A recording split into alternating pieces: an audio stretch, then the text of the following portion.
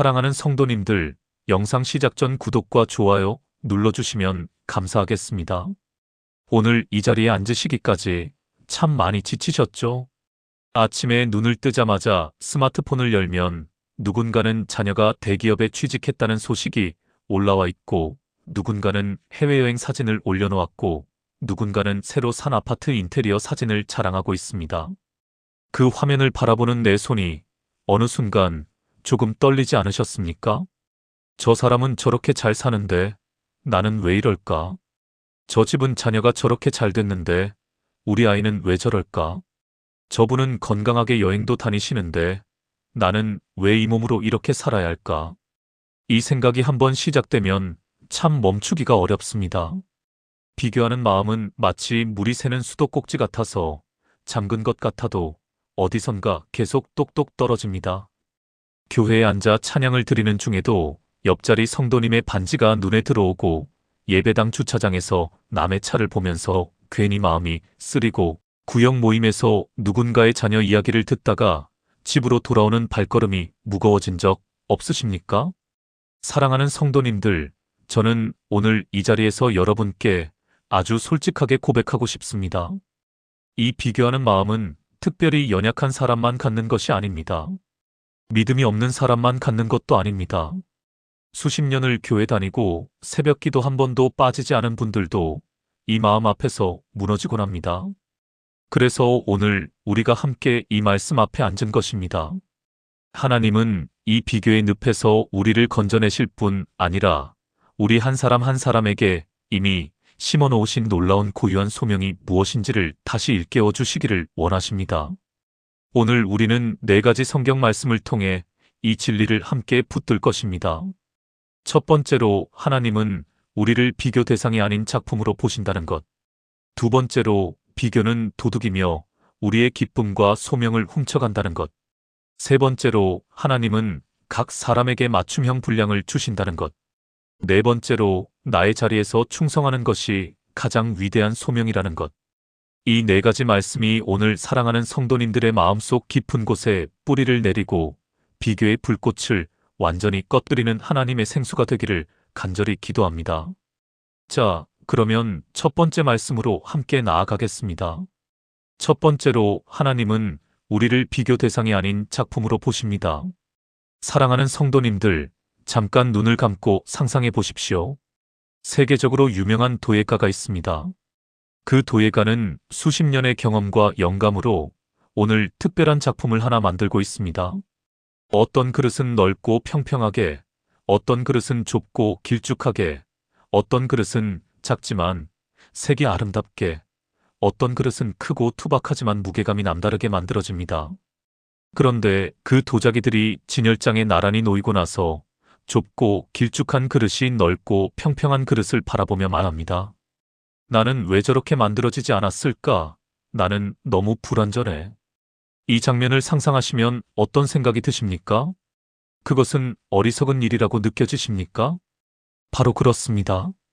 그런데 사랑하는 성도님들, 우리가 바로 그 어리석음을 매일 반복하고 있다는 사실을 아십니까? 하나님의 말씀은 이것을 에베소서 2장 10절에서 이렇게 선언하고 있습니다. 우리는 그가 만드신 바라 그리스도 예수 안에서 선한 일을 위하여 지으심을 받은 자니 이 일은 하나님이 전에 예비하사 우리로 그 가운데서 행하게 하려 하심이니라. 사랑하는 성도님들, 이 말씀에서 만드신 바라는 표현을 주목해 주십시오. 원어 헬라어로는 포이에 말하는 단어입니다. 이 단어에서 영어의 포엠, 즉 시라는 단어가 파생되었습니다. 우리는 하나님의 시입니다. 하나님의 작품입니다. 하나님의 걸작입니다. 세계적인 화가 피카소의 그림과 렘브란트의 그림이 같은 미술관에 걸려 있다고 해서 피카소의 그림이 렘브란트의 그림을 보며 나는 저것보다 못해라고 말한다면 얼마나 우스운 일이겠습니까? 두 그림은 비교의 대상이 아닙니다. 각각 그것을 그린 화가의 고유한 의도와 영감과 목적을 담은 독립된 작품이기 때문입니다. 사랑하는 성도님들, 하나님께서 당신을 만드실 때 하나님은 다른 누군가를 참고하지 않으셨습니다. 하나님은 당신 한 사람을 위한 설계도를 따로 그리셨고 당신에게 맞는 성품과 재능과 환경과 때를 따로 준비하셨습니다. 당신의 얼굴 생김새가 독특하듯이 당신의 소명도 독특하고 당신의 길도 독특하며 당신이 이 세상에서 이루어야 할 아름다운 일도 다른 누군가와 완전히 다릅니다. 그런데 우리는 이 진리를 잊어버리고 끊임없이 옆을 바라봅니다.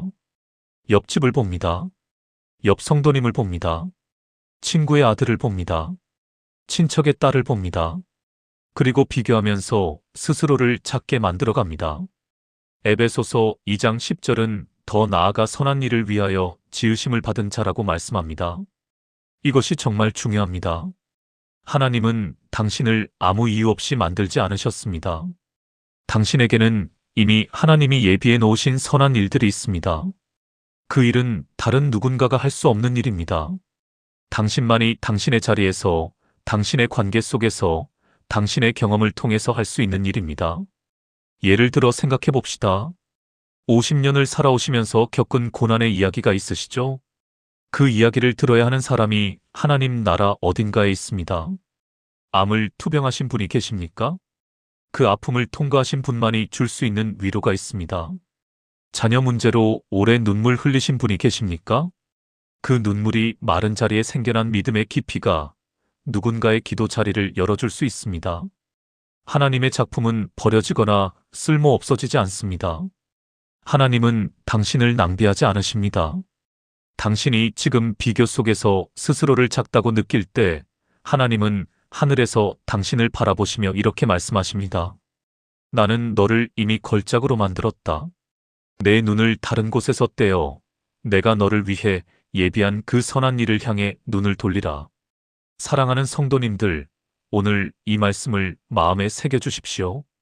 당신은 하나님의 포이에마, 하나님의 시, 하나님의 걸작입니다. 비교는 당신을 그 아름다운 정체성에서 끌어내리려는 시도입니다. 하지만 하나님의 말씀은 당신을 다시 그 높은 곳으로 세워주십니다. 당신이 어떤 집에 살든, 어떤 차를 타든, 자녀가 어떤 직장에 다니든, 통장 잔고가 얼마든 하나님 앞에서 당신의 가치는 변하지 않습니다.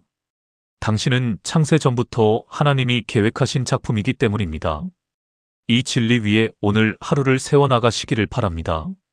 두 번째로, 비교는 도둑이며 우리의 기쁨과 소명을 훔쳐갑니다. 사랑하는 성도님들, 여러분 혹시 이런 경험을 해보신 적 있으십니까? 아주 좋은 날이었습니다. 아침에 말씀도 읽고, 기도도 하고, 마음도 평안하고, 오늘은 뭔가 달라질 것 같은 그런 날이었습니다. 그런데 오후에 친구에게서 전화 한 통을 받았습니다. 나 있잖아.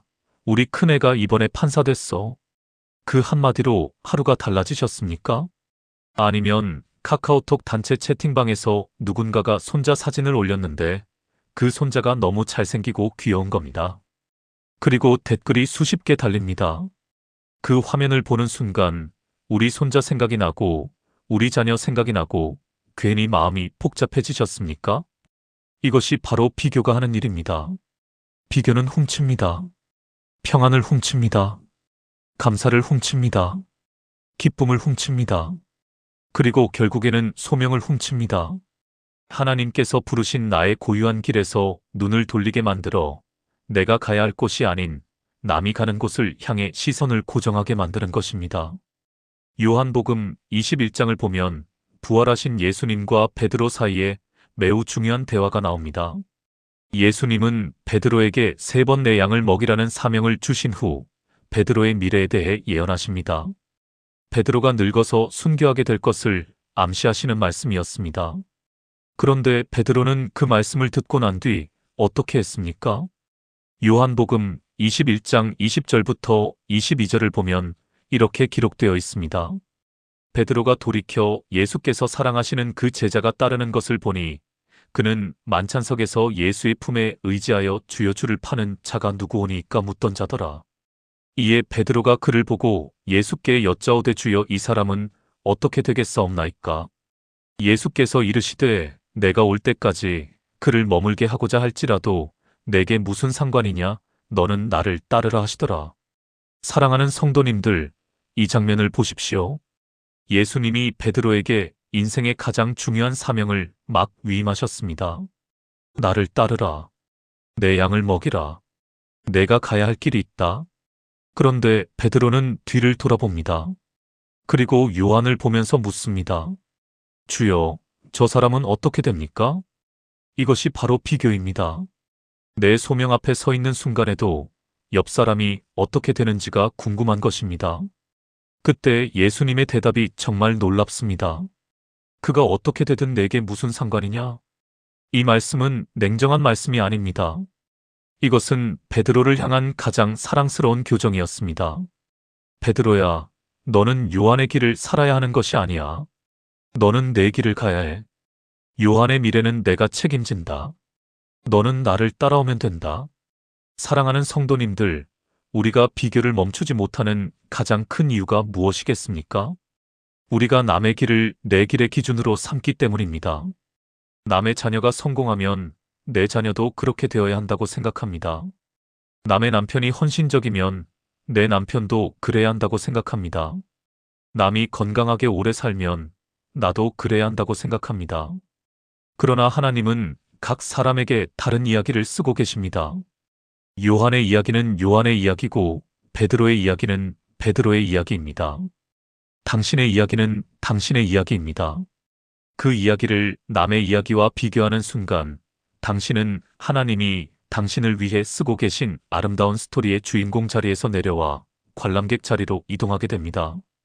비교는 우리를 우리 삶의 주인공 자리에서 밀어냅니다. 그리고 남의 삶을 구경하는 관람객으로 만들어버립니다. 예수님은 말씀하십니다. 너는 나를 따르라. 그 말씀이 오늘 우리에게도 울립니다.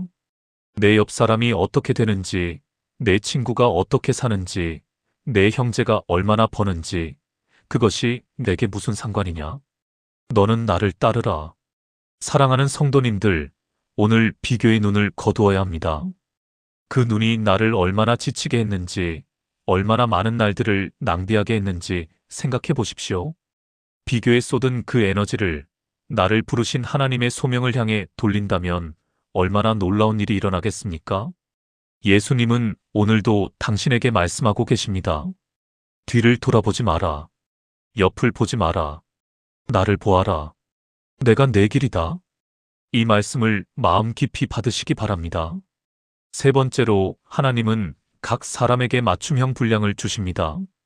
사랑하는 성도님들, 혹시 달란트 비유를 기억하십니까? 마태복음 25장에 나오는 그 유명한 이야기입니다. 주인이 먼 길을 떠나면서 세 종에게 각각 달란트를 맡깁니다. 한 종에게는 5달란트를, 다른 종에게는 2달란트를, 또 다른 종에게는 1달란트를 주었습니다. 그리고 마태복음 25장 15절에 아주 중요한 말씀이 나옵니다. 각각 그 재능대로 한 사람에게는 금 5달란트를, 한 사람에게는 2달란트를, 한 사람에게는 1달란트를 주고 떠났더니, 사랑하는 성도님들, 이 구절에서 각각 그 재능대로라는 표현을 꼭 기억하십시오. 이것은 매우 중요합니다. 주인은 세 종에게 같은 양을 주지 않았습니다. 왜냐하면 그들의 재능과 역량과 처한 상황이 달랐기 때문입니다. 하나님은 불공평하신 분이 아닙니다. 하나님은 각 사람이 감당할 수 있는 만큼을 주십니다. 5달란트를 받은 종에게는 5달란트를 운용할 능력이 있었기에 5을 주신 것이고, 1달란트를 받은 종에게는 1달란트에 맞는 분량이 있었기에 1달란트를 주신 것입니다. 여기서 중요한 것은 주인이 돌아왔을 때의 장면입니다. 마태복음 25장 20절부터 23절을 보면 5달란트 받은 종이 와서 10달란트를 드렸고, 주인은 잘하였도다 착하고 충성된 종아라고 칭찬하였습니다. 그리고 2달란트 받은 종이 와서 4달란트를 드렸을 때도 똑같이 말씀합니다. 잘하였도다 착하고 충성된 종아. 사랑하는 성도님들, 이것이 놀랍지 않습니까? 5달란트 남긴 종과 2달란트 남긴 종에게 주인의 칭찬이 완전히 동일합니다. 2달란트 종이 저는 5달란트 종보다 덜 남겼으니 잘못한 것입니까? 라고 물을 필요가 없습니다. 그는 자신이 받은 분량에 최선을 다했고 그것으로 충분했습니다. 그것이 하나님의 기준입니다. 하나님은 우리를 다른 사람과 비교하여 평가하지 않으십니다. 하나님은 내가 내 분량 앞에서 얼마나 충성했는지를 보십니다. 사랑하는 성도님들, 이 진리가 우리의 비교의식을 얼마나 근본적으로 흔들어 놓는지 아십니까? 내가 왜 저 사람보다 덜 가졌는지 괴로워할 이유가 없습니다. 하나님이 나의 재능과 나의 환경과 나의 인생의 모든 조건을 보시고 내가 감당할 수 있는 최적의 분량을 주신 것이기 때문입니다. 현실적인 이야기를 해보겠습니다. 어떤 분은 50년을 기도하며 살아오셨는데 지금도 재정이 넉넉하지 않으십니다. 그런데 교회 나온 지 몇 년 되지 않은 분이 사업이 번창하고 있습니다. 이것을 보면서 왜 하나님은 나에게는 이러실까라는 마음이 드실 수 있습니다. 그런데 하나님의 관점에서 보면 어떨까요? 50년을 재정의 부족함 속에서도 믿음을 지킨 그분의 이야기는 재정이 풍요로운 상황에서는 결코 만들어질 수 없는 깊이를 가지고 있습니다. 그 이야기가 언젠가 누군가에게 가장 큰 믿음의 모델이 될 수 있습니다. 하나님은 우리 삶의 조건을 통해서 우리 각자만이 감당할 수 있는 고유한 믿음의 여정을 만들어 가십니다. 갈라디아서 6장 4절은 이것을 매우 명확하게 말씀하고 있습니다. 각각 자기의 일을 살피라 그리하면 자랑할 것이 자기에게만 있고 남에게는 있지 아니하리니. 사랑하는 성도님들, 이 말씀이 얼마나 해방적인지 아십니까? 각각 자기의 일을 살피라. 남의 일을 살피지 말고 내 일을 살피라는 것입니다. 내가 받은 달란트가 무엇인지, 내가 서 있는 자리가 어디인지, 내가 감당해야 할 분량이 무엇인지를 살피라는 것입니다. 그러면 비교가 아닌 감사와 집중이 시작됩니다. 나에게 주신 이 한 달란트가 무엇인가? 내가 지금 이 자리에서 할 수 있는 최선이 무엇인가? 하나님이 나를 통해 이루시려는 선한 일이 무엇인가? 이 질문이 비교의 질문을 대체할 때 우리 삶은 완전히 달라지기 시작합니다. 사랑하는 성도님들, 비교는 항상 불만족을 낳습니다. 비교를 시작하면 끝이 없습니다. 더 가진 사람은 항상 존재하기 때문입니다. 그러나 내 분량 앞에 집중하면 감사가 시작되고 기쁨이 시작되고 성장이 시작됩니다. 하나님이 당신에게 주신 분량이 무엇인지 오늘 다시 돌아보십시오. 그것이 작아 보여도, 그것이 남들보다 적어 보여도 그것은 하나님이 당신에게 정확히 맞게 재단하여 주신 선물입니다. 그 선물 앞에 충성하는 것이 가장 위대한 삶입니다. 네 번째로, 나의 자리에서 충성하는 것이 가장 위대한 소명입니다. 사랑하는 성도님들, 저는 오늘 여러분께 한 인물을 소개하고 싶습니다. 성경에 나오는 인물 중에 가장 먼저 비교의 시험을 겪은 사람, 바로 요셉입니다. 요셉은 12형제 중에서 아버지 야곱이 가장 사랑하는 아들이었습니다. 채색 옷을 입고 아버지의 사랑을 독차지했습니다. 형들은 그런 요셉을 보며 비교했습니다. 왜 요셉만 저런 대우를 받는가? 왜 우리는 이렇게 살아야 하는가? 결국 그 비교의 마음이 질투가 되고, 질투가 미움이 되고, 미움이 범죄가 되었습니다. 형들은 요셉을 노예로 팔아버렸습니다. 그러나 요셉의 이야기는 거기서 끝나지 않았습니다. 요셉은 노예로 팔린 보디발의 집에서도 충성했습니다. 감옥에 억울하게 갇혔을 때도 충성했습니다. 죄수들의 꿈을 해석하며 섬겼습니다. 희망이 보이지 않는 그 자리에서도 흔들리지 않았습니다. 그리고 결국 하나님은 요셉을 애굽의 총리로 세우셨습니다. 창세기 50장 20절에서 요셉은 자신을 팔았던 형들에게 이렇게 말합니다. 당신들은 나를 해하려 하였으나 하나님은 그것을 선으로 바꾸사 오늘과 같이 많은 백성의 생명을 구원하게 하시려 하셨나니. 사랑하는 성도님들, 이 말씀이 얼마나 위대합니까? 요셉은 자신이 걸어온 길이 버림받음과 억울함과 고통이었음을 압니다. 그러나 그는 그 모든 과정에서 자신의 자리를 지켰습니다. 비교하며 무너지지 않았습니다. 노예의 자리에서 노예처럼 최선을 다했고, 죄수의 자리에서 죄수처럼 최선을 다했습니다. 그리고 하나님은 그 충성을 보셨습니다. 사랑하는 성도님들, 우리가 비교를 멈추어야 하는 가장 중요한 이유가 바로 여기 있습니다. 비교는 우리를 현재의 자리에서 이탈하게 만들기 때문입니다. 지금 내가 서 있는 이 자리, 지금 내가 맡고 있는 이 역할, 지금 내가 돌보아야 하는 이 관계들에서 눈을 떼게 만들기 때문입니다. 그리고 내가 이 자리를 이탈하는 순간 하나님이 이 자리를 통해 이루시려던 아름다운 일들이 함께 멈추게 됩니다. 고린도전서 7장 17절에서 사도 바울은 이렇게 말씀합니다. 오직 주께서 각 사람에게 나눠주신 대로 하나님이 각 사람을 부르신 그대로 행하라. 내가 모든 교회에서 이와 같이 명하노라. 하나님이 각 사람을 부르신 그대로 행하라. 이것이 소명입니다. 소명은 항상 거창하고 세상이 알아주는 자리에 있는 것이 아닙니다. 소명은 지금 내가 있는 이 자리에서 하나님이 나에게 맡기신 것을 충성되게 감당하는 것입니다. 할머니가 손자를 돌보는 그 자리가 소명입니다. 몸이 아프면서도 아침마다 이웃을 위해 기도하는 그 자리가 소명입니다. 교회 청소를 아무도 몰래 하는 그 자리가 소명입니다. 새벽 기도회에서 홀로 무릎 꿇는 그 자리가 소명입니다. 이 세상은 위대함을 화려함과 규모로 측정합니다.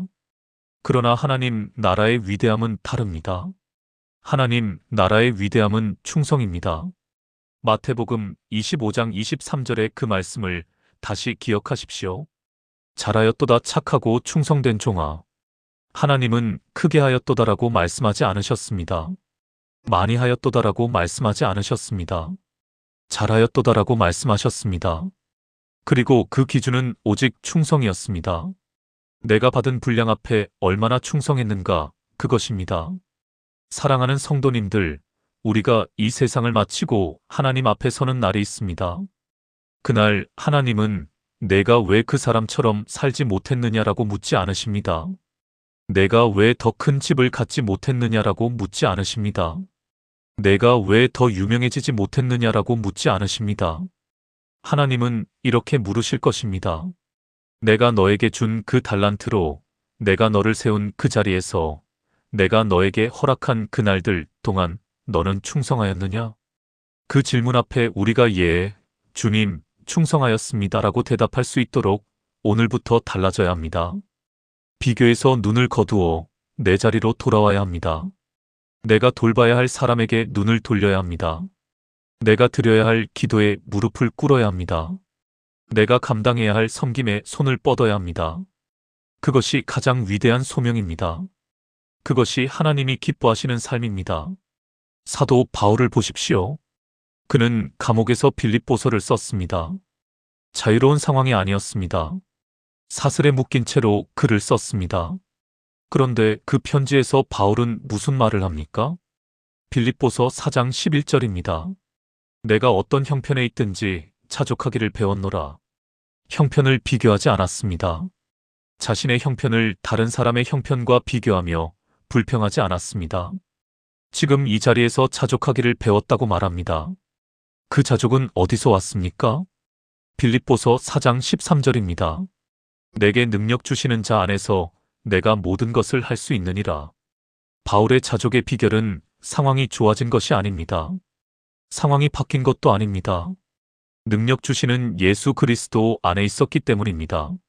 사랑하는 성도님들, 오늘 우리에게 필요한 것이 바로 이것입니다. 더 좋은 상황이 아닙니다. 더 많은 것이 아닙니다. 능력 주시는 예수 그리스도 안에 있는 것입니다. 그 안에 있을 때 비교는 힘을 잃습니다. 그 안에 있을 때 내 자리가 소중해집니다. 그 안에 있을 때 지금 이 순간이 의미로 채워집니다. 예레미야 29장 11절의 말씀을 들으십시오. 나 여호와가 말하노라. 너희를 향한 나의 생각을 내가 아나니 평안이요 재앙이 아니니라. 너희에게 미래와 희망을 주는 것이니라. 하나님은 지금 이 순간 사랑하는 성도님들 한 분 한 분을 향해 이 말씀을 선포하십니다. 내가 너를 향한 계획을 안다. 그것은 평안이다. 재앙이 아니다. 미래와 희망을 주는 것이다. 당신의 미래는 남의 미래와 비교할 수 없는 하나님이 오직 당신을 위해 계획하신 아름다운 미래입니다. 그 미래를 향해 오늘 내 자리에서 충성하는 것, 그것이 가장 위대한 소명입니다.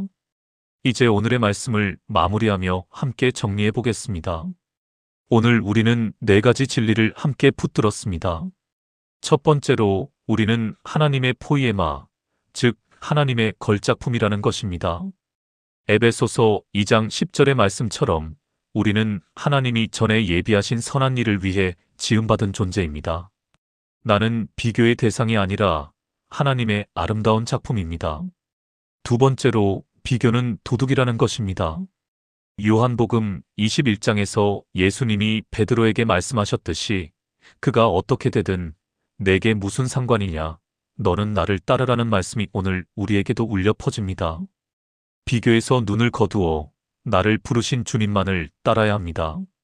세 번째로 하나님은 각 사람에게 맞춤형 분량을 주신다는 것입니다.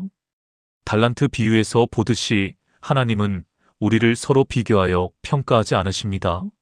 내가 받은 분량 앞에서 얼마나 충성했는지를 보십니다. 갈라디아서 6장 4절처럼 각각 자기의 일을 살피라는 말씀을 붙들어야 합니다. 네 번째로 나의 자리에서 충성하는 것이 가장 위대한 소명이라는 것입니다. 요셉처럼 바울처럼 어떤 형편에서든 내게 능력 주시는 자 안에서 자족하며 충성할 때 하나님은 잘하였도다 착하고 충성된 종아라고 말씀하실 것입니다. 사랑하는 성도님들, 오늘 이 말씀이 여러분의 마음속 깊은 곳에 뿌리를 내리기를 소망합니다. 비교하는 마음이 다시 올라올 때 오늘 들은 이 말씀들을 기억하십시오. 나는 하나님의 걸작품이다. 나는 나의 소명을 따라가야 한다. 내 분량 앞에 충성하는 것이 가장 위대한 삶이다. 나는 지금 이 자리에서 하나님의 계획 안에 있다. 이 고백이 여러분의 입술에서 매일 흘러나오기를 축원합니다. 사랑하는 성도님들, 오늘 이 말씀이 은혜가 되셨다면 좋아요 버튼을 눌러주시고 구독도 해주시면 저에게 정말 큰 격려가 됩니다. 그리고 댓글에 나는 하나님의 걸작품입니다 라고 써주십시오. 이 고백을 함께 나눌 때 그 고백이 더욱 뿌리를 내리게 됩니다. 또한 이 말씀이 필요한 사랑하는 분들에게 이 영상을 공유해 주십시오. 비교로 힘들어하는 믿음의 가족들에게 이 말씀이 하나님의 위로로 전해지기를 바랍니다. 사랑하는 성도님들, 오늘 이 자리에 함께하신 한 분 한 분을 하나님이 친히 붙드시기를 축원합니다. 비교의 늪에서 건져내시어 하나님이 예비하신 고유한 소명의 길로 인도하시기를 기도합니다. 당신은 충분합니다. 당신은 하나님의 작품입니다. 당신의 자리는 그 어떤 자리와도 바꿀 수 없는 귀한 자리입니다. 하나님이 오늘도 당신과 함께 하십니다. 사랑합니다, 성도님들. 다음 시간에도 하나님의 귀한 말씀으로 다시 만나겠습니다. 아멘.